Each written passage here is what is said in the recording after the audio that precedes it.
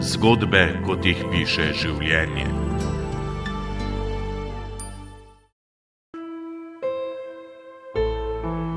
Spomin nam bo sedaj segal skorajda dobrih 20 let nazaj v zgodovino, ko so dobrosrčni Slovenci s pomočjo Krambergerjevega sklada pomagali takrat 6-letnemu dečku doma iz krajev tu blizu in mu pomagali do življenjsko nujne operacije.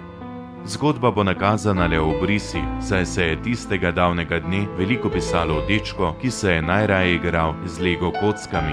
Po zavrhu v Slovenskih goricah se je veselo podil naokrog bister in živahen fant, ki pa je v sebi skrival prirojeno, nevarno srčno hibo, ki bi lahko vsak trenutek ukasnila komajda začeto življenje. Deček je bil operiran že pri 6 mesecih, kot je to pač ustaljena praksa, kar je hkrati pomenilo preložitev zahtevnejšega operativnega posega za vsaj 2 leti.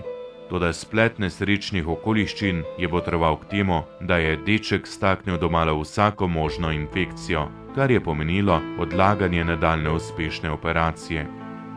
Bralci Slovenskih novic in podporniki Krambergerjevega sklada, ki je bil ustanovljen po smrti dobrotnika iz Negove, so prisluhnili bolečini zgodbe in storili plemenito dejanje.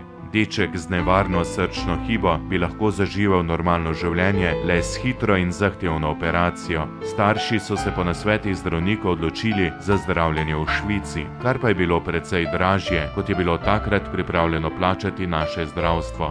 Ob različnih zbiralnih akcijah pa se je vendar v mošnjiček steklo dovolj denarja, da je lahko deček odšel na zahtevno operacijo, ki mu je rešila življenje. 11. avgusta, pred domala 20 leti, je deček uspešno prestal zahtevno operacijo v Švici, kjer ga je spremljala tudi njegova mama Jelka. Ta deček je danes zrasel v moža in je s hvaležnostjo med nami, tako radoživ kot takrat, kot otrok. Zgodba ima lahko srečen zaključek, saj so posluh plemenitega dejanja imeli dobrotniki, ki so tako rekoč podarili novo življenje. Življenje, v katerem svojo zgodbo piše Denis Poštrak.